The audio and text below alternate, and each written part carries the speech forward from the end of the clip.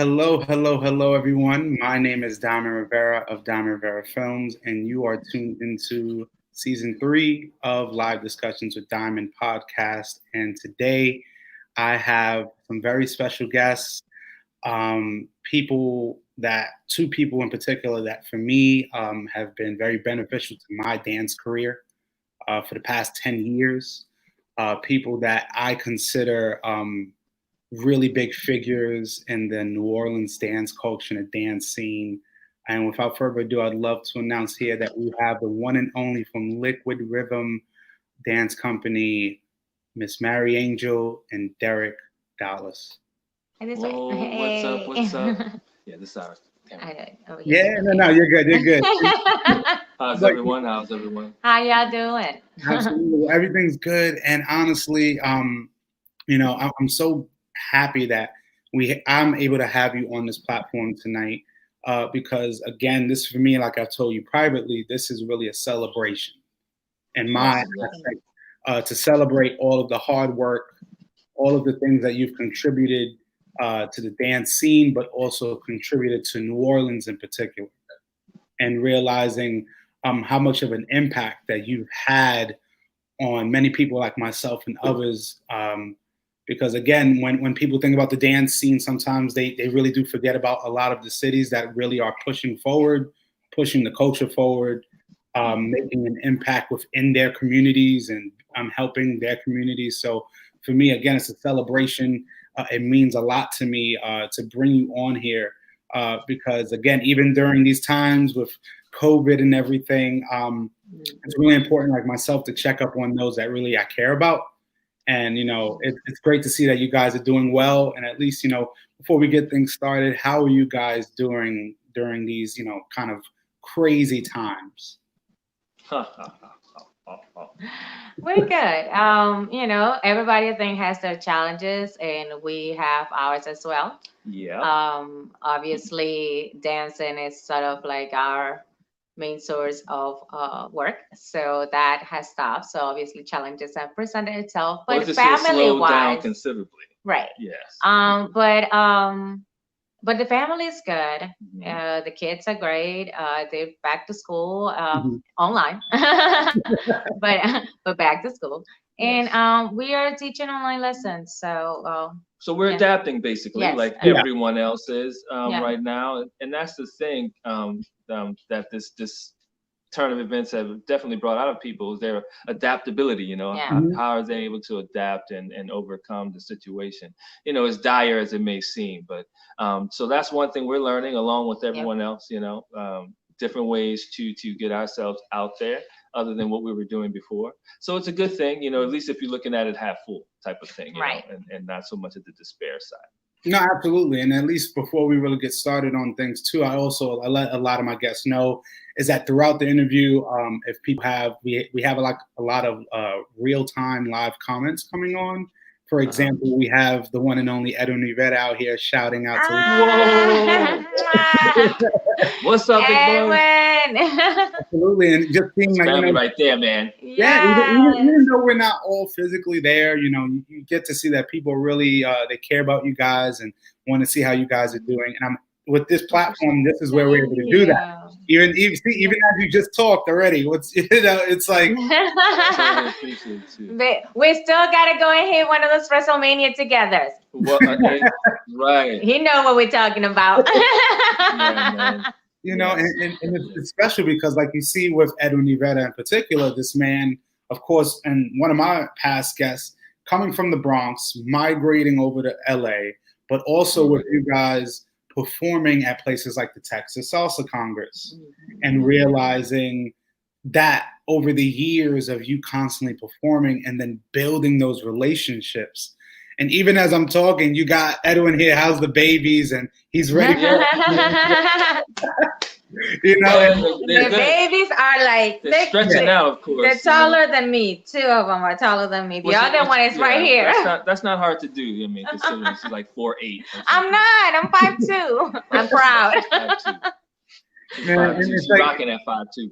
It's so special because again, you just realize over the years that when people like yourself that really are performers and you're able to travel and then build those connections and relationships with so many people, and realizing even when we are going through the times, and like I tell everybody in our dance community, realizing that this COVID situation, this pandemic has hit the dance community extremely hard, because again, the main thing we always thrive on in our scene and our culture and our cities with dance is connection.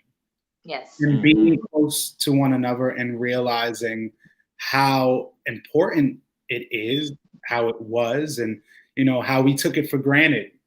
Those events that we used to go to, and yeah, you're right. Yeah. Oh yeah, no, that was serious, and I always tell people, as far as when it comes to COVID's impact on the dance community, it definitely was like one of the hardest, at least, that as far as for me, since that was our livelihood. So of course we were immersed in it, and we ruled with everything that came at it. And for COVID to come through, and like you just said, one of our biggest things is connectivity, physical, the social, type atmospheres, and it kind of just wiped all of that out. So yeah. We'll definitely get into kind of the present day and the future of what we want in our scene, but also in New Orleans. But, for me, I always love talking to my guests and really understanding where it all started, because we understand, or we see through YouTube and we see through your social medias of everything that you've been able to do. But a lot of people, a lot of times, are not able to understand what it took to get there. And for me, you guys being residents of New Orleans and being in this culture for so many years, decades, I really would love to know. I mean, we probably had these conversations privately, but I definitely would love for both of you, if you can, to give myself and the audience an understanding of how liquid rhythm came to be.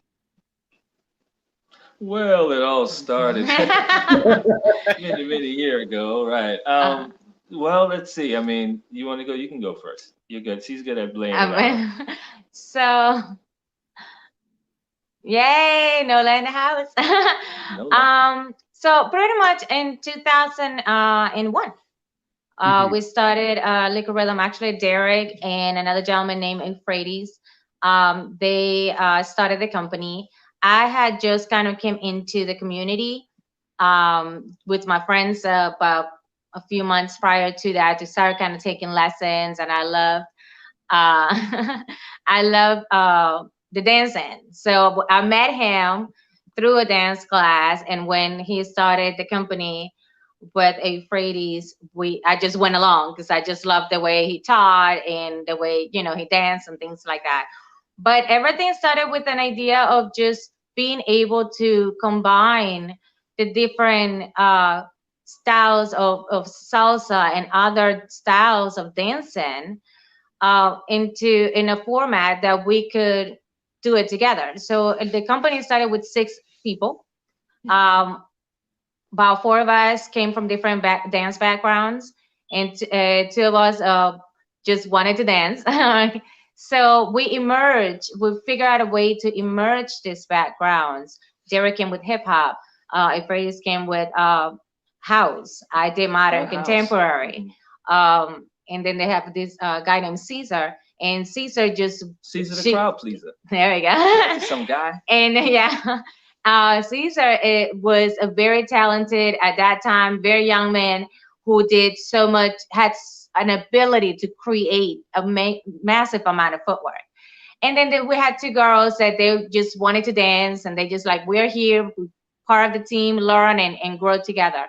And we were very good at communicating and adding all those pieces together within the count format, that we were listening. And that's sort of like the idea was more to reveal,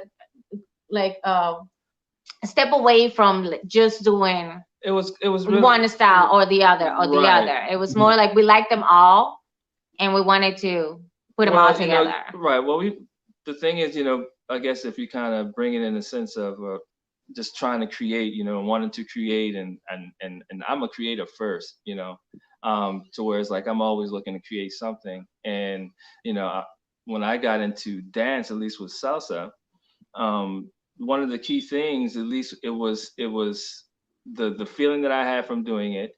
But when it got to the point of performing and doing shows, it was more of, okay, well, what can I show? What can I explore? And so the company kind of based off a lot of exploration too. We were like, you know what can we do? Because the music moves us in so many different ways. Since we had all these different backgrounds, everybody was always interjecting and adding something to the pot.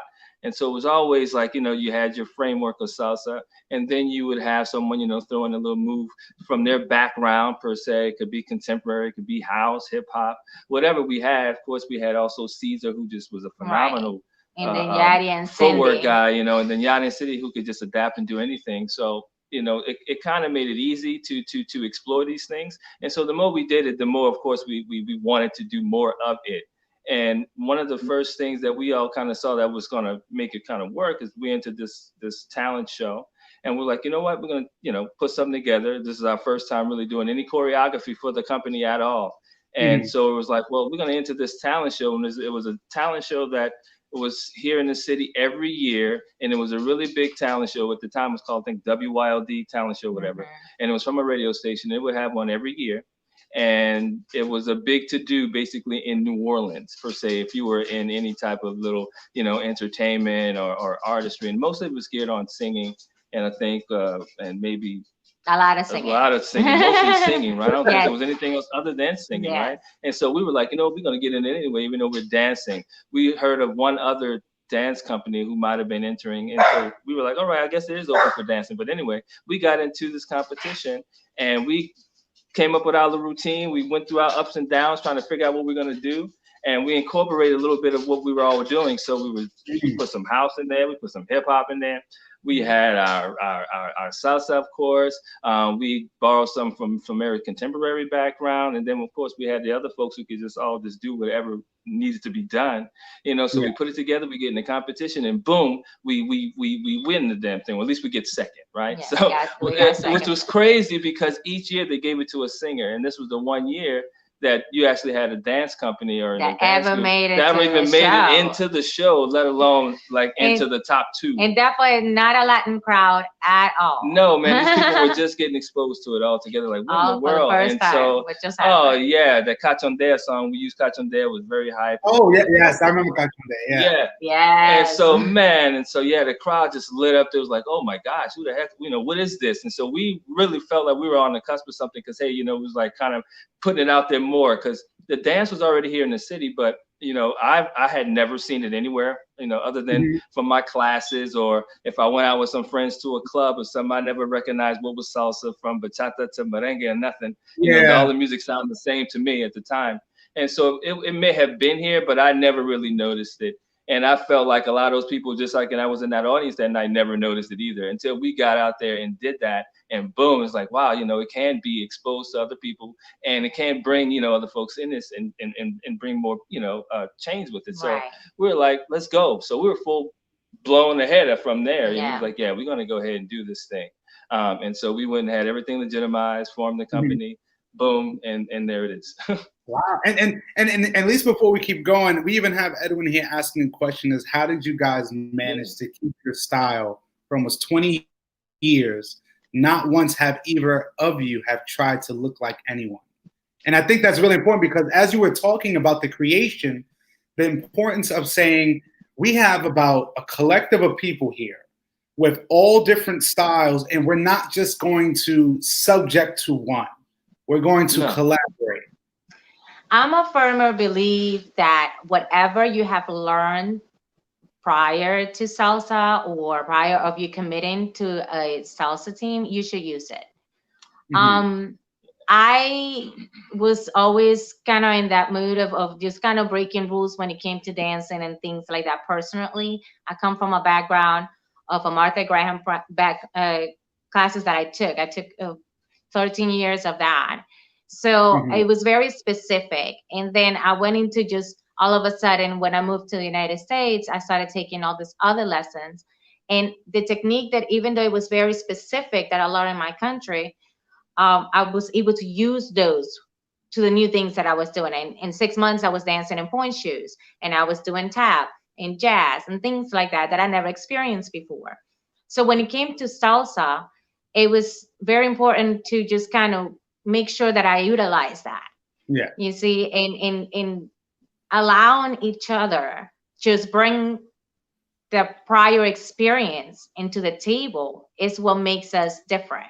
Yeah. Because we can put it into timing, so Mm-hmm. we can both relate to each other. Mm-hmm. But I think everybody should be unique. I think everybody should just have their own personality come out and things like that. And we let each other do that. Yeah, we try definitely to not hinder, you know, the what comes from either of those sides. If we have any other sort of background trying to interject itself into a piece, then we kind of Hi, flow with Ruby. it. Hey, Ruby. So we try to roll with it, and then, you know, and see how it develops from there.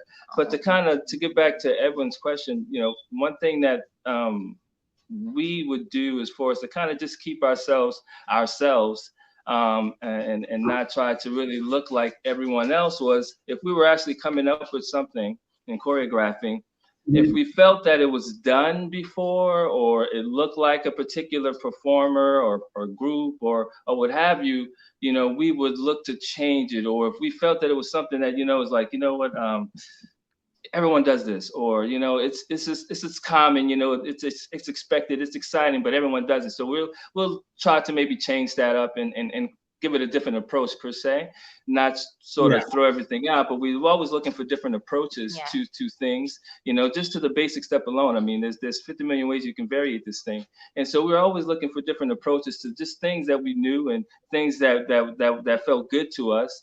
And we're looking to explore more within those things too. So if we were into a particular form, we wouldn't just, you know, go try to watch a video, you know, and learn just, you know, overnight and start doing this thing. You know, we would look for the classes, you know, look for the instructor, look for someone who can train you in whatever it is that you want to learn, and go from there. And if you can't get it, then, you know, do research, get it, you know, don't just go for the surface. Right. Do your research, study what you want to do. Right. Study the movement, study what's involved, you know, study all the nuances, but know it, you know what you're trying to give back to the people. Because, you know, one thing that we don't like to do is put out things, like I say, like what we call it watered down versions of something. You know, we try to give it the most in-depth knowledge that we have of it. And so we try to put it out there as best that we can. You know, will everyone receive it? You know, that's definitely up to them. But we do it, you know, from our heart, and we try to put it out there. Right. And then we let it go from there. And I think what we're trying to summarize it all is like, we're artists first. Yeah. So at the end of the day, an artist, you know, we love performing. That's we love dancing, and that's the method of us expressing ourselves. But we're artists all around when it comes to the feeling and the different paths that you take to get into, you know, a particular ending and stuff like that.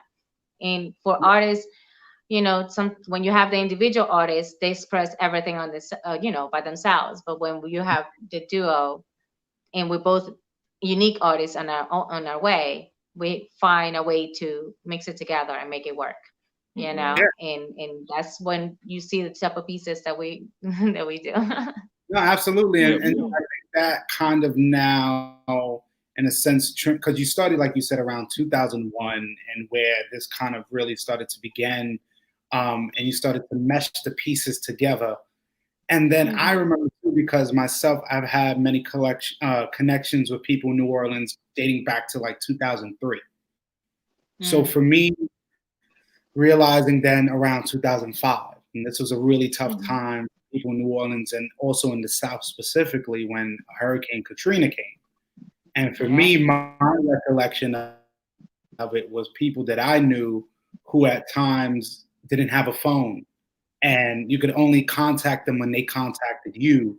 But realizing, because when I was dancing, my first understanding of New Orleans dancers really was going to the Texas Salsa Congress. And even before we get to that, Ruby says something very special, is people need to know that you also raised money for Houston after Hurricane Harvey.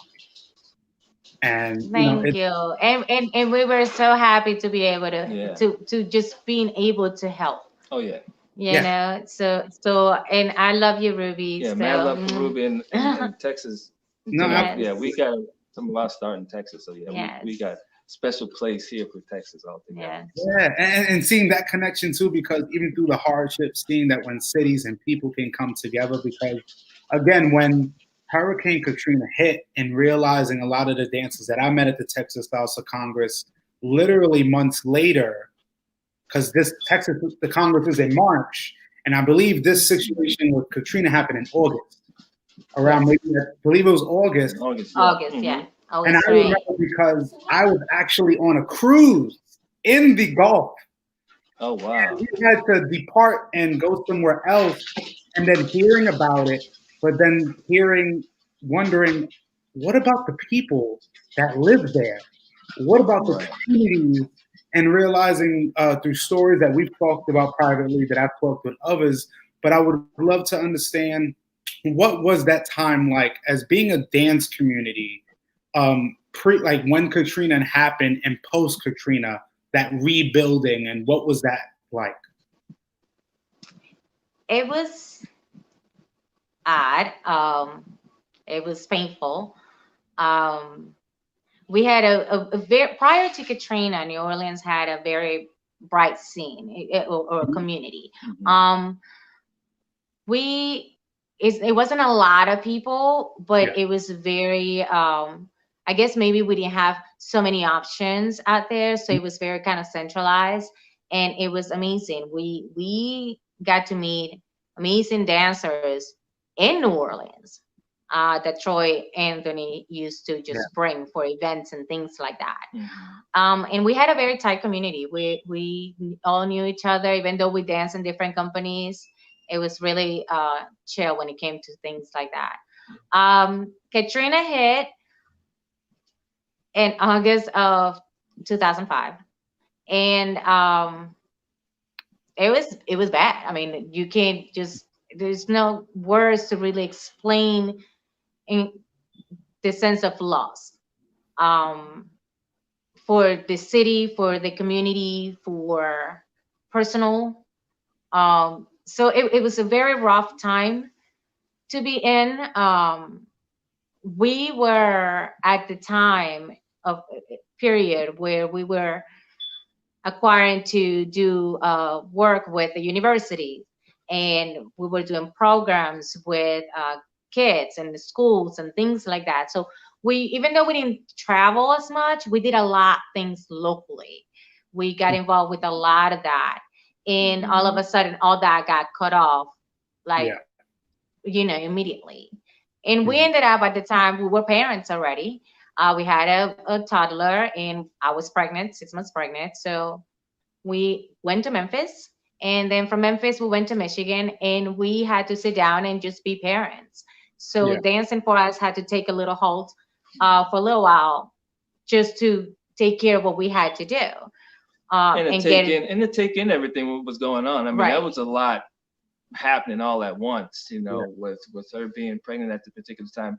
Even though we were prepared for that here in New Orleans, we left with backpacks. I mean, we were ready for hurricanes, but we never thought that everything was going to be gone. And literally, we got sandwiched between the two levees. So those areas that you saw that were 12 feet of water, 20 feet of water, that was our area. So we didn't salvage anything but the clothes on our backpacks, literally, because we were just going for the weekend and come back, or for a couple of days and come back. Right, we were going to Memphis to party with Edgar. Because it was Edgar's birthday, Edgar Mendez. We were going on to August party 29th. with Edgar so and get our dance on with Edgar, and come back to New Orleans and just clean up all the leaves and stuff from the hurricane stuff. Yeah. And so we were in Memphis, actually. Yeah. And so what happened, we were watching the news, and of course this thing started getting stronger. And then when it finally hit, next thing you know, we were like, okay, well, damn, when are we going to go back to New Orleans? And then the day after that, they said the city wasn't going to reopen. And so we're like, well, hold on. We're up in here in Tennessee with just a backpack on. We didn't pack the car with anything. And so we were like, what in the world is going on? So then that's when everything got real, really real. And so from there, it was like, let's go start batting down the hatches and see what we have to do. So the company I was working for, they would relocate everyone. Every place they decided to relocate people to, they had offices there, but I didn't have any family there. I had family in Michigan. And so we were like, you know what?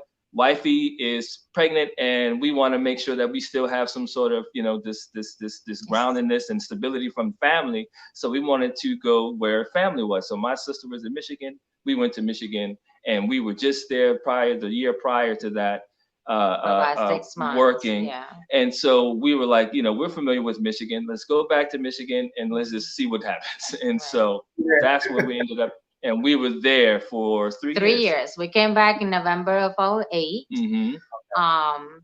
And it was very different. Right. A lot of the infrastructure obviously was different to us because we hadn't been, back in 3 years. Yeah. But when it came to the community, there were very few familiar faces. Yeah, so there were very few familiar faces for us, right. Because we've been gone for 3 years. And even though there was something going on at the time and they had, people instructing and dancers were kind of slowly coming back and things like that. For us, it was only a few handfuls of people that we recognized from prior to Katrina. So that was very weird too, especially coming in. I remember the very first club that we went to when we came back. It was at the top of the World Trade Center. The World Trade Center here in New Orleans. And we found out that Tambusi was DJing. So we decided, let's go So we decided, let's go see Tambusi. So we go in, and then, hey, Rian, what's up, boo? They're like, who's Tambusi? I know. If you're from NOLA, you know Tambusi. Yeah. For those from NOLA. Only people from NOLA are going to know. Yeah, that's true. So he was DJ. So we decided to just go in. Come to find out that Javier Olondo was the one hosting the night, and they were having a Latin night. We come in, we obviously see people that we recognize from prior of the day, maybe like a handful of them. And then there was a group of dancers.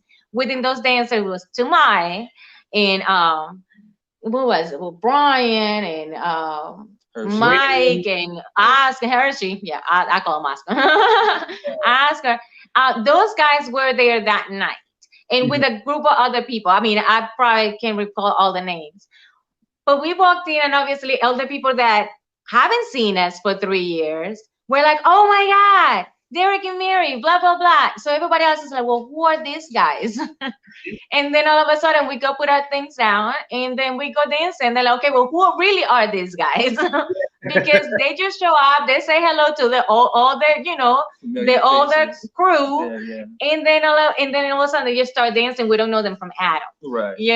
So that was a very interesting way of coming back, and we decided to take some time off and just chill, take things in, right, and see and go out and support and do things like that, and then we pick back up to what we wanted to do.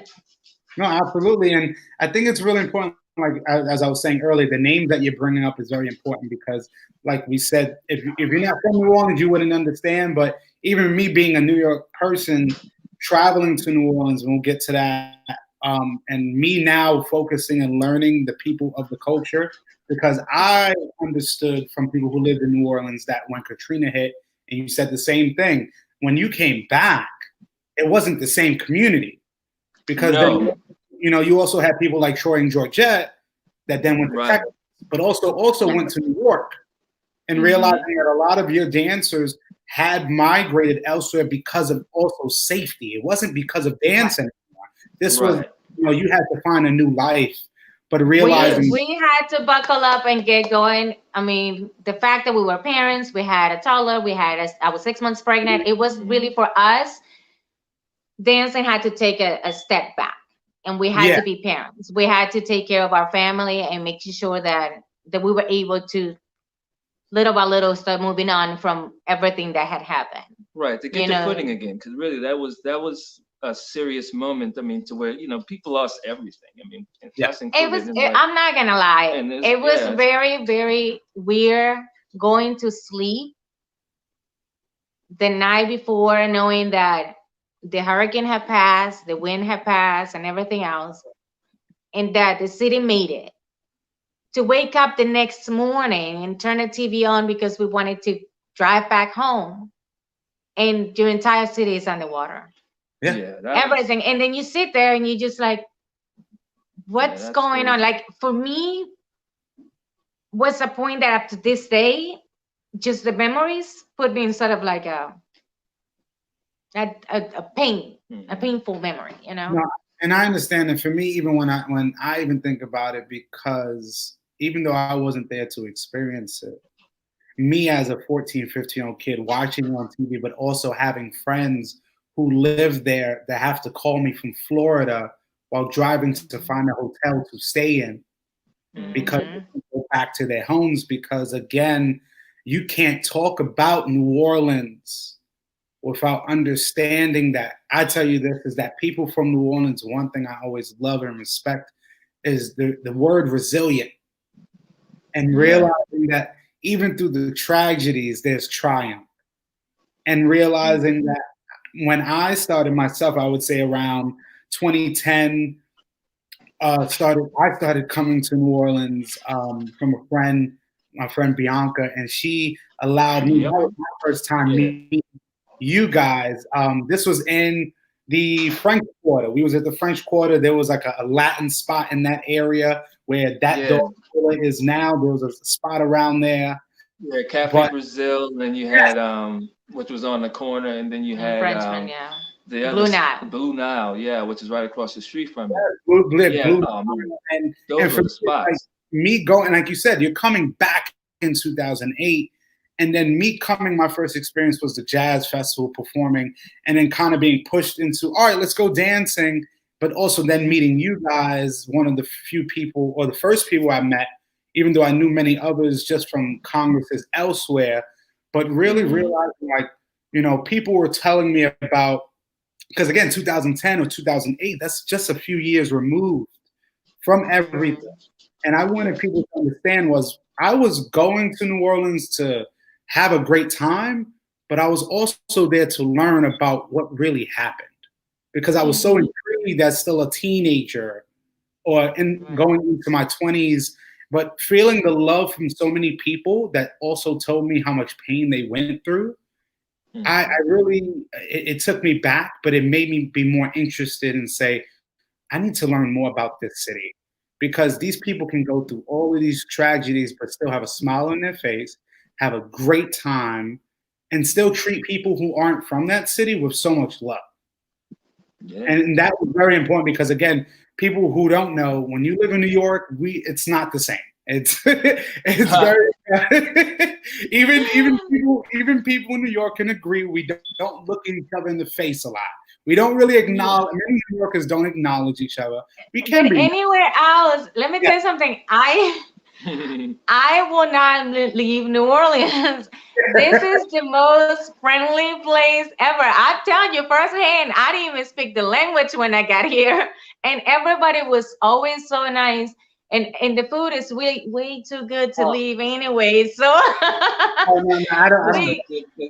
Man, this city alone, man. It's an awesome city. It really calls you back, even if you leave, man. It'll call you back. And so, I mean, we were when we had to go, you know, because of Katrina, when we were out in Michigan, we were like, man, you know, by the looks of it, it didn't look like, you know, we were ever going to get back, especially because, you know, you had to have the kid, and then we had to stay there, of course, because we didn't want to travel with the baby and stuff. So it was like, really, we were like, man, we may be here, you know, for a long time, you know. And so we really were looking to say, man, this might be farewell to New Orleans. But we could never really let go. You know, we kept our IDs. You know, I went until my ID expired. Just like, you know, our license plate for our car was always a Louisiana license plate. Louisiana, man, up until the moment we came back. Yeah. That never changed. We could not let it go. That's how you recognized us. Couldn't let it go. Yeah, that was one thing people in knew. Detroit. It's like, is that our truck? Yeah, it has Louisiana plate. The only truck in Michigan in that has Detroit, Louisiana. Have Louisiana plate. It's really special, and just seeing like that, no matter where you're going, New Orleans, Louisiana is always there. It's it's never leaving. And for me, myself, just being introduced to you guys, but seeing like the warmth and the appreciation and the love that you gave, especially to me when I came there, because I came there with just saying I'm just gonna have a good weekend or a good few days, but from that first introduction. And many people who knew me when I came, because we talked about this, when I came there, I actually went to a competition out there in the West Bank. Yes. We were hosting an event and he showed up over there like, what? To be honest, like, for me, I live in New York, but I know so much about New Orleans that when I say things like the West Bank, we know what we're talking about. A lot of people here who know, but for me, a New Yorker coming into New Orleans and then going to the West Bank and going to a Dominican club and doing a similar thing, but then like really being put to the test and like really like ultimately winning. But I mean, yes. He took the prize to Patricia.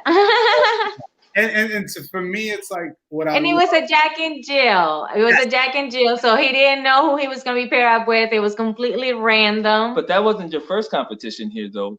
Wait, which the one? Because the one we did, it was a silhouette.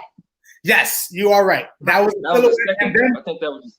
No, because the thing was that was two. I did two competitions. Yeah. I did. Yeah, that was the second one. There with you first, and then I think the next time I came, I went to the West Bank and did a competition. Yeah, and it wasn't in the cards. It was just me having fun and somebody saying, "Let's go dance," but kind of like, all right, dance is always in my vicinity. But ultimately it was fun. It was kind of in that competitive nature, but always like having that New Orleans support group there, which I really didn't see a lot for myself in New York, being a native here. It's very different. People understand it's like, hey, when you're in New Orleans, when people who come to New Orleans who aren't from there understand like it's a different atmosphere. People really, the hospitable nature of just not New Orleans community, but the culture and the dance community as well. I think that was amazing. And now that helps me now transition into, what I loved about specifically Liquid Rhythm and yourselves were that you started creating events in places like Silhouette. And I remember these events like called Danza. And it was like these yearly gala events that people in New Orleans and myself who would come all the way from New York, because I literally would come almost every year just to come to this event. Yeah. And it meant the world to me. And it's like people from New York be like, "You're going to New Orleans for an event?" I'm like, absolutely. I mean, I could always be in New York, but in New Orleans, just the people are different. The atmosphere is different. But one thing I have to say is people who don't know is New Orleans and New York, when it comes to the dance scene, in terms of salsa, that's where I had to adapt because I'm an on-to dancer, even though people don't like to subject things and separate. But when we're talking about the on-to and on-one, New Orleans was a primarily on-one dancing scene. Also, even before we go into this, I have to give much love and appreciation to Orlean from the casino, because again, a lot of people don't understand there's a lot of great dancers and dancers that have come from New Orleans that I know myself. They trained with Aurelio because people have to understand Rueda Casino as well. See, for me coming to New Orleans, I wasn't just going to socials. I wanted to know who are the heavy hitters, And the thing about it, what I loved about New Orleans, and I think that for me, when I first started and I saw it and kind of carry over to later on, is that even though on 2 was not this scene, you had Julie. Julie Jules. It didn't. Everybody was kind of represented, Obviously, on 1 was probably the one that dominated, a lot at the time.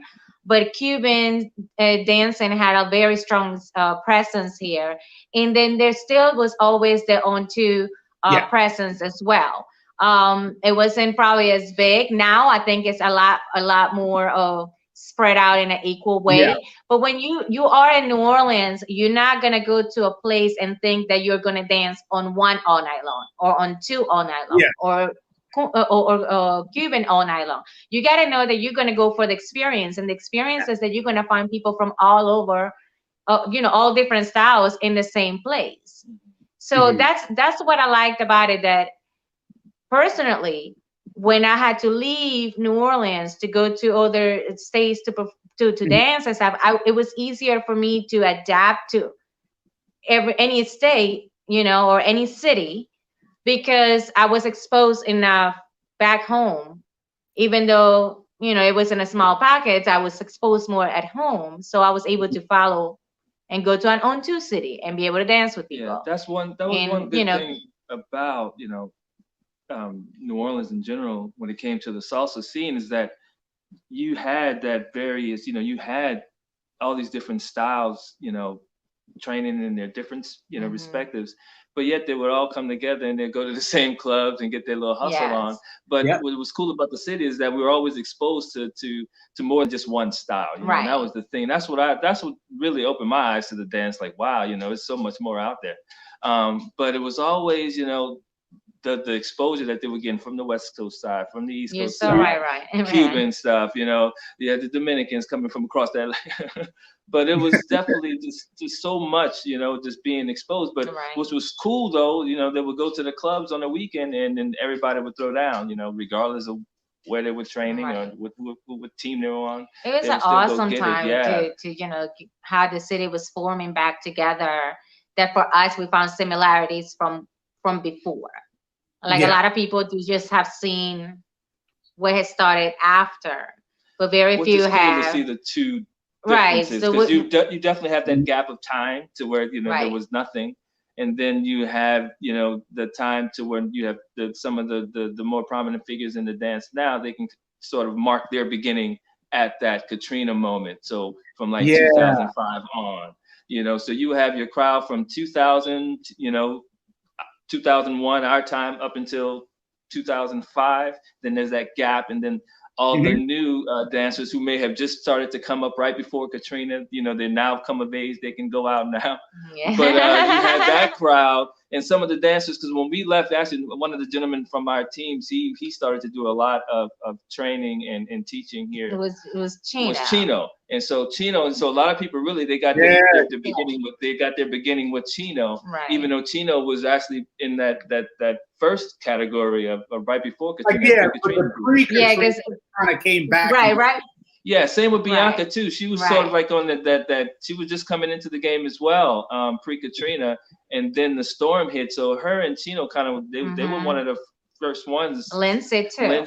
When it all started to come back around, they were back here first, doing some things to our knowledge, and then from the time we got back, you had a few companies that popped up, and like we said before, we took the first year off just to kind of we're home finally. Let's just kind of take a break and just see how things are going, what's going on in the city. And so, and this is before all the Facebook craze and stuff. So it was like, what's going on in the city? You have to get out there, right? So we were like, where are the spots? Let's go. And so we just started, going out and checking things out. Started introducing ourselves to this person, that person, and kind of, with dancers, you go to a spot, soon as somebody's in there, they start doing something, it catches the dancer's eyes, and everybody wants to know who's this and who's that. So you end up connecting with everyone. So we started kind of just working our way back and seeing how things are in the city, but we realized things changed. Definitely things changed, people changed. It wasn't the same vibe as it was before, but like we do here, we adapt and we overcome. But definitely it was definitely a different time, and people like to always refer to pre-Katrina and post-Katrina, probably because they're pretty, I guess you could say separate in times. It's the same because you got a few people, but separate as far as the way they were in the dance communities here in the city. Yeah, and I agree, and it's weird, not even weird. It's revealing because, again, like I say, I'm from New York, but I'm talking to many people from New Orleans, just trying to gauge on what was it like. Because, again, my experience of New Orleans dancers pre-Katrina was just going to Texas Salsa Congress and seeing those collective of dancers coming. And then post-Katrina, talking to people and then realizing those same people that I knew of were no longer around. But then, like you said, people like Chino, people like Bianca, people like Lindsay, and others, that those collective pockets were bringing things together. But also people have to realize there was a point in time when we didn't have YouTube. where you could see performances from different places. You had to go to events. And this is before these events were posting things online of the Congress, when you had to buy the DVDs and take it home and watch your shows. So for a lot of people, didn't get, if it wasn't for people like yourself and many of us now from New Orleans who are traveling, people wouldn't know unless you came to the city and saw it for yourself. So for me, knowing the people pre-Katrina and knowing the history, but then coming in post-Katrina and seeing just a different collective of dancers, we have to realize that, again, time evolves. The dancers evolve. And time is not going to stand still for anyone, even though people from the pre-Katrina always say, and we always say it too in New York, we miss the old days. Yeah. But we also realize too is that over time, with the age of social media and promotion, that there are some people that are going to stick around, and then there's going to be people that are just going to fall to the wayside. And there's always a dancer. And me realizing over the years from 2010, and I was almost coming religiously year after year after year. Yes, you were.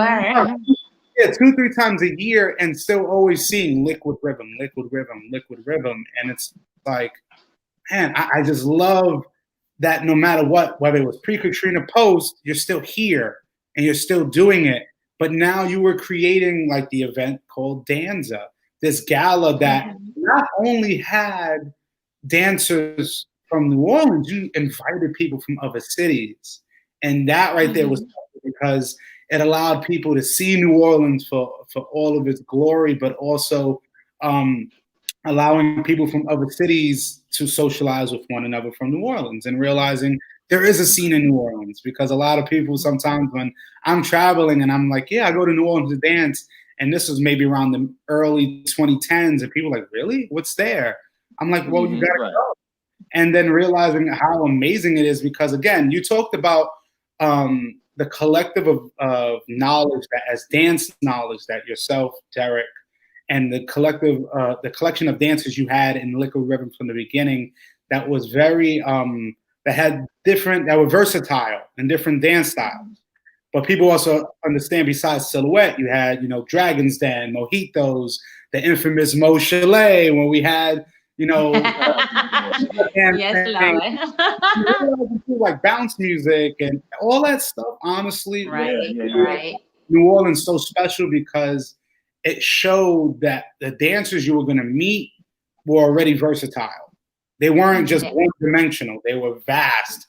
And I think, too, a lot of people don't understand, because in New York, it's a really, really diverse area in terms of just the cultures and nationalities. But I really loved and I found remarkable was that with New Orleans, people who don't know, is that New Orleans has this, I believe, the second largest Honduran population in New Orleans. And many of the dancers are Honduran. And I found that remarkable because I had never met a Honduran until I met people from New Orleans. You know, and for me, it's like, it's really special just to see. And also, Corwin says right here, we had, I don't know how to say that specifically. Twaropa, yes. Twaropa was the spot. That was a pre-Katrina spot. Oh, we had some memories. See, like, and it's like everybody wanted to get into Twaropa.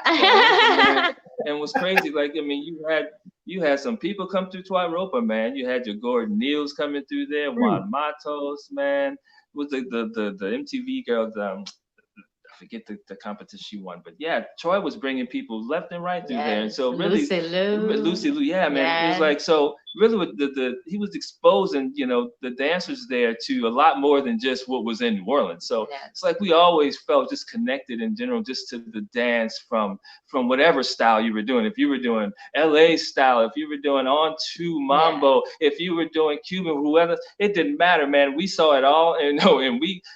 For us, Liquid Rhythm, we loved a lot of it. And the thing for us, for me, it's personally, I was always like, well, you know what? I mean, I love, you know, how, say, this mambo dancer is approaching this particular phrase. And I love how this, you know, this LA dancer is doing this. But I love, you know, what I'm getting, what this feel I'm getting out of hip hop or whatever, just from my background, maybe there, or even from martial arts, whatever, it was never in the sense of, well, I want to close it off and only do one particular thing. Right. If the music said, you know what, man, why don't you do that whip move that you do from your kung fu?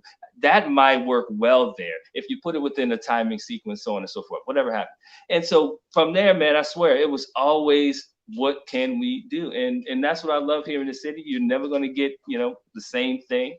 And I think because of that, that's what kind of feeds our companies. Like, there's so much going on, it's like, so what to choose from per se, right. and disciplining yourself not to take too much. But yeah, and I love it, that's what's one thing that I guess draws us back to the city, is that it's the always city. It's like we really are, our soul is here in New Orleans, and it's connected. Yeah, it's connected within the flavors of the city, and that's how we like to kind of approach things, Yeah, and I think too that helps you now transition to understanding before we get to the present day and the future of really what you guys are doing. This is a question I have also for a lot of my guests. What are some memorable events that you've been able to travel to and perform at that like really stick in your mind? Wow. I'm gonna say one, and Mary can jump on the other. But one that I dislike is back back in the day. But anyway, when we started, traveling and getting into this whole thing, if you wanted to appear at a specific show, you had to either reach out, send a video, and you had to make the cut from that, and that was it. If you didn't make the cut, you weren't performing that year, And so for us, one time, we were looking to get out and start performing again and travel. And so we reached out to our man Nate over in Vegas, and we were like, man, we saw his event online. It was like, man, we would love to perform there, and really get out there again. And so we called him, and he's like, man, we're booked up, we're not looking for no more talent, blah blah blah. And so, and he's like, well, where are you from? He's like, well, he's like, New Orleans. And he's like, wait, I never had anyone from New Orleans there. And so he's like, send me your info. Yeah, send me your stuff. And so we sent him our videos and whatnot. And he was like, boom, put you guys in the show. And so from then on, man, we were like, yeah. And we performed in Vegas a bunch of times after that. But that was one moment really for me. It was like, that was that Vegas is always a lot of fun. But I have a list. I think, of different events. One of the first ones that pretty much opened the doors and gave us the opportunity to really express ourselves outside of the salsa community, and just kind of bring more of our different style in and be able to present it into that in that stage, in the salsa world stage, was Ruby at the Texas Salsa Congress. And that was big. Every time we tried, it's at those times, and this is talking 2010, 11, 12. Every time we were wanting to do something that was completely out the box, and we will do it here in town first as well. Was it in town first?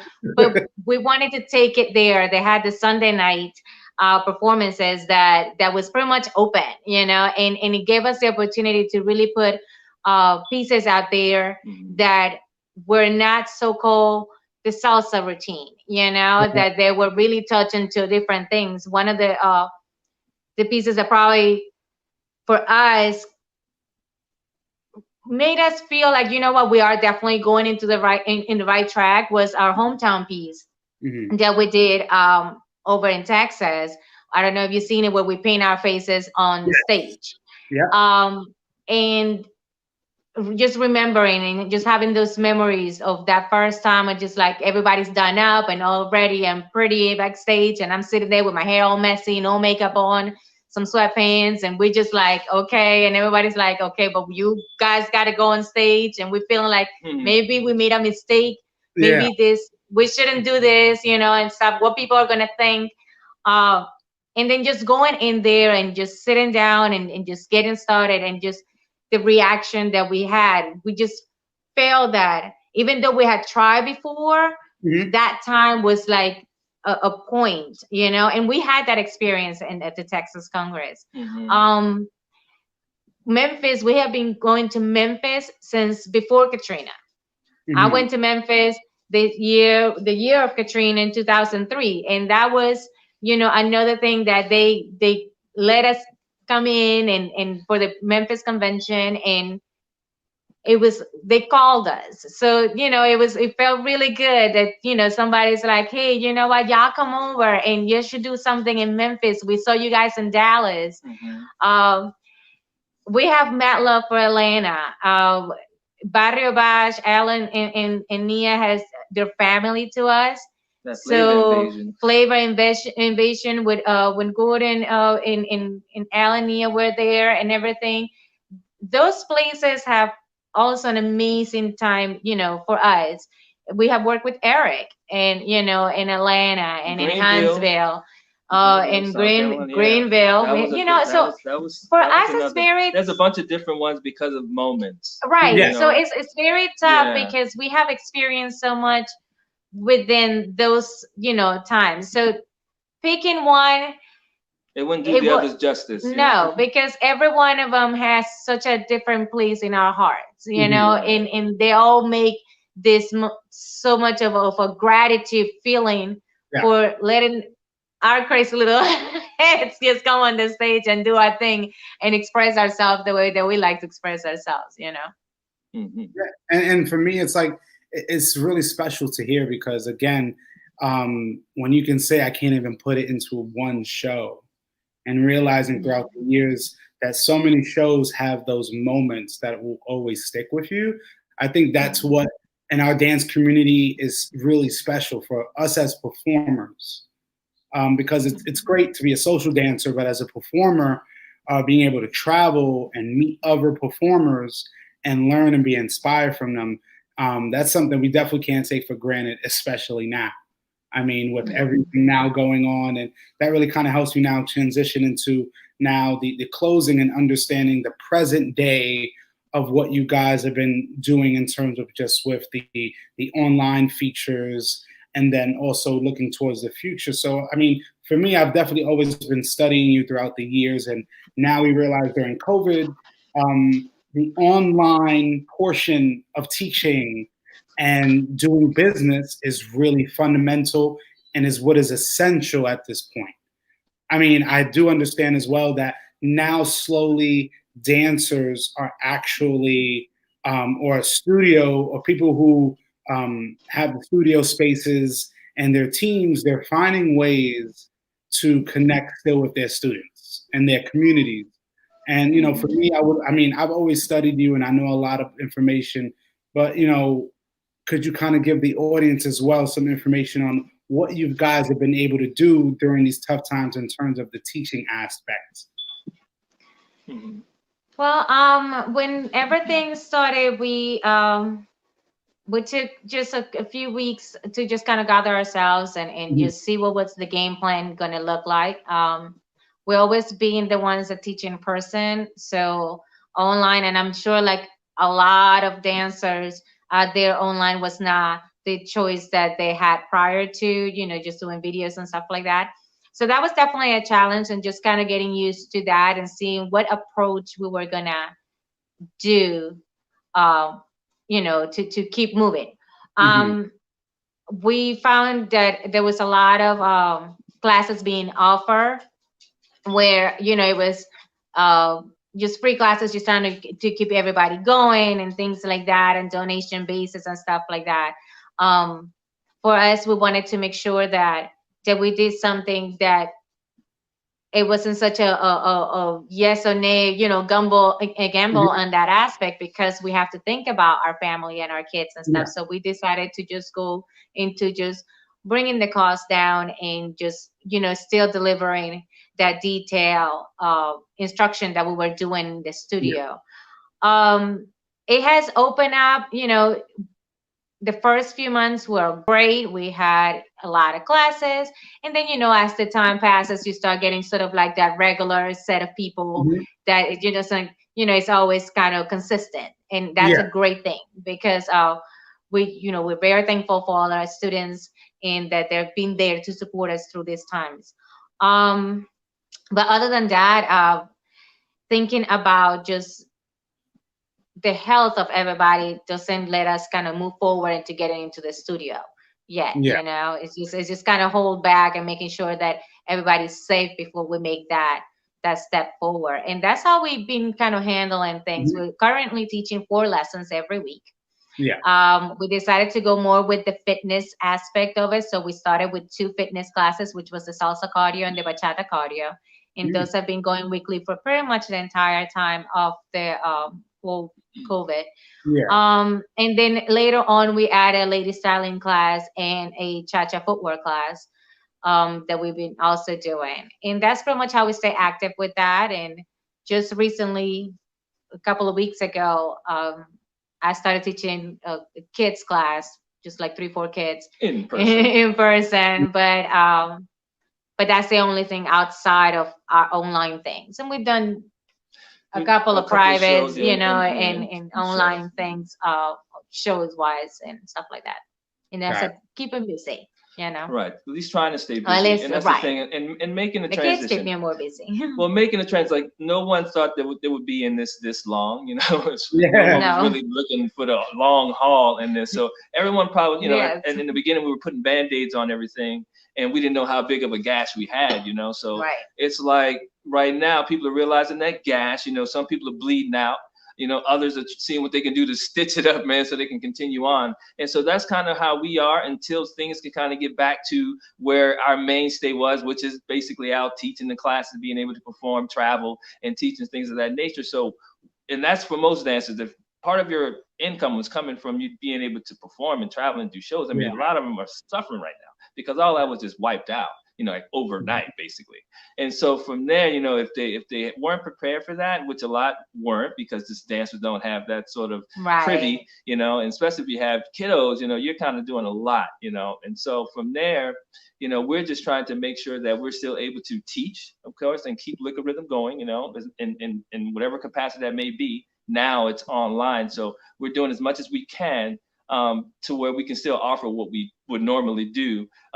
Aside from, say, trying to, manipulate them right then and there, making sure everything is right. But we try to do as much as we can, what we have. And then, of course, as we continue along, we adapt. We start to get more. Yeah. We've got lights. We're getting, better sound. Starting, you start realizing, what, I might be in this thing for the long haul. So you start trying to now segue and see what will you do more permanently to keep yourself in that position. But like I said in the beginning, with this whole event, at least all this COVID is showing people new ways to adapt, right? And there's like, if you were lacking, say, in your social or online skills, boom, now is definitely the time, really to catch up, and get in the game. And so from that, I'm like, wow, just keep it coming, but try to keep up, at the same time. And so that's kind of where we are, trying to make sure that everything just stays afloat.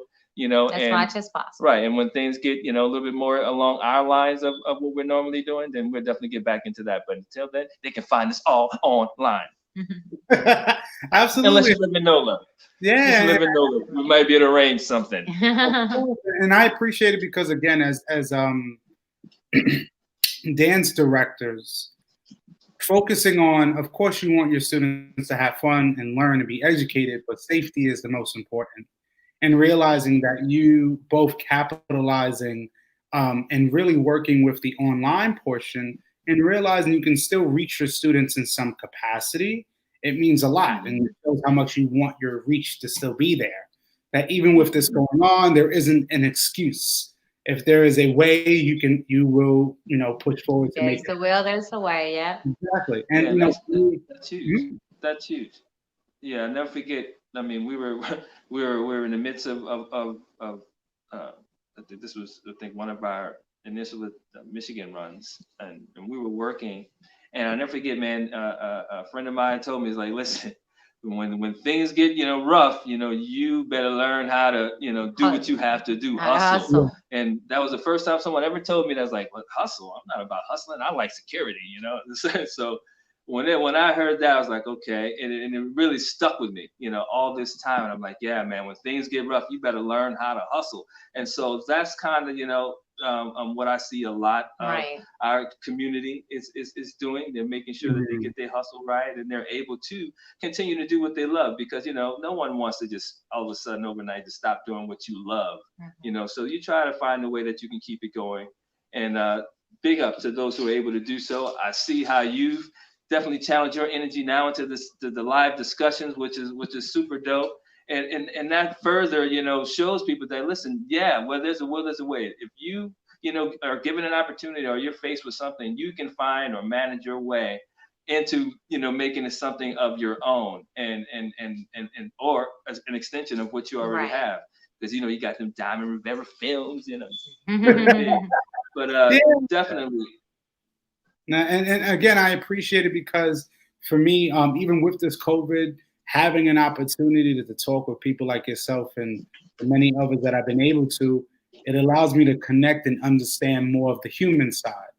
Because again, when we didn't have this quarantine and COVID situation going on, we were all really preoccupied about just having fun, and not also focusing on the issues or things that bothered us or concerned us or things that we were really passionate about.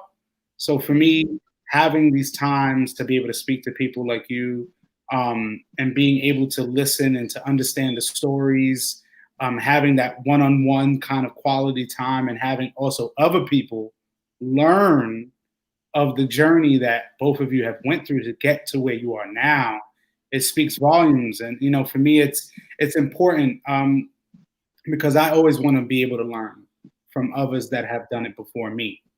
So for me, it's like, it's an awesome, it's a blessing, but it's well needed, especially during these times, just to catch up with people, but also learn about them and learn the journey and the road and the trials and tribulations. And for me, knowing you guys for 10 plus years now, or going on 10 plus, I'm thankful, because again, you can see that no matter what adversity you have went through, you still push forward.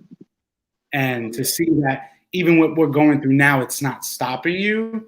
It's admiring, and it's really again, it is inspiring, because I will continue to keep doing things like this. And I tell a lot of my guests as well, is that this is our first discussion, but it's definitely not going to be our last. And for me, it's been awesome to be able to speak to you. And for me, at least before we go, I would like to know if any of you or both of you have any last words for myself and the audience.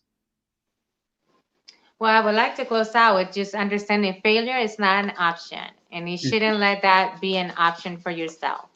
We not only love our dance company and everything else, but for us, this goes beyond that. Goes to be, because of our kids, and that's how we support our family and stuff like that. So, anybody who's out there who's listening and would like to support us, please check our website, liquidrhythminc.com. This year, our 7th annual dance event is not going to be on, but definitely look it up for next year. It's always in December. 2021, that's what we're striving for. We'll be going for our 7th year, and we would love to have anybody who wants to come to New Orleans and have a good time. Dress up, bring a dress, or a coat and stuff like that, and but come and have fun. Thank you. Thank you for just allowing us, just kind of tell our story, and so you guys could see the way, we think a little bit, and how we, things we have done, and how much we have invested, because even though we might not travel to all the places in the world and it's outside the United States, we do a lot for New Orleans, and this is home for us, and for us it's so important that New Orleans grows. So we active on our local festivals, and we partner up with a lot of different dance companies here that are not necessarily salsa. There are different companies from the whole New Orleans area. We're part of the New Orleans Dance Network, who hosts the flash mobs that we do every year. That I was I loved it. And we're very proud to be part of the beginning time of that, and being the only Latin dance company that it's involved into helping coordinate those things here in New Orleans. So we do a lot here within the city because we love it, because this is home, because we want to grow it. Because when we cannot longer do it, we want to make sure there is something still left behind. Yeah. So thank you for letting us, kind of put that out there, and just know that New Orleans does have a community here. It's an awesome community, and we hope that people coming to visit us when it's safe, please. When it's safe, don't let the mama come out when it's safe. You come and visit us, and just have a good time and enjoy yourself, and reach out. We would love to meet with you guys and things like that. Thank you for all them years, boy. 10 years. Absolutely. We're taking double digits of friendship. Yeah, man. It's always been a pleasure to just be around, and we have tons of memories with you. So it's always a lot of fun. To everybody who joined us tonight, thank you guys so much for just taking the time to listen to these us. Crazy thoughts of ours. Yeah. We love everybody. They love real from time to time. Yes. Love it. I can't stop. I talk in my sleep, y'all. So no, it's I can talk on all of people's head. Of course, besides yourself, Mariangel, just you but also Derik, and realizing that again, all the time that you both have invested in this community, how much it truly does pay off. Because to have people like myself who come from a different city, who come from a different background in a sense. And feel inspired to come whenever I'm able to, but always connect with y'all, and always show love, and always reach out, and always try to learn. So for me, it's and it's hard to put into words, but even Ryan says it's a NOLA salsa family reunion right now, and it's who else is out there? I don't know. I can't see that stuff. Raven, what's up, Ray? Uncle Ray. We had Coral in here. We have, and I know you'll be able to see it after this discussion. But again, I really do appreciate it so much that we were able to have this discussion, because again, you two both mean a lot to me, because you've helped my growth as a dancer, but you also have helped my hospitable nature increase. Because again, there you go. Every time I can, I just love giving that same hospitable nature to people in my city, but also always letting them know that, if you ever want to take a trip somewhere in the future, go to New Orleans, because it's just change your perspective on life, and how people can really be nice, and people can really show you a good time, and treat you with love, and treat you like family. So again, I thank you so much, both of you tonight, for coming. And again, like I tell everybody, this is our first interview, but I hope to have you on later this year, that we can catch up with you and see what else that yourself, but also Liquid Rhythm is doing as a whole. So again, I thank you for taking your time out of your busy schedule with your family, and being able to speak to me. I appreciate it. I love you guys. I hope you guys are staying safe out there in New Orleans. And again, I do hope we get to see each other very soon. I hope so too. Absolutely. Thank you so much for having us. Love you. Love you guys. To the moon and back. Thank you again. Thank you, audience, for tonight. It's been a great episode of Live Discussions with Diamond, featuring Mariangel and Derik Dallas from Liquid Rhythm in New Orleans. Please catch them. You can definitely contact them to get more info. And again, guys, thank you so much for tuning in, and we will see you next time. So thank you guys again. Yeah. Great night. Bye. Bye.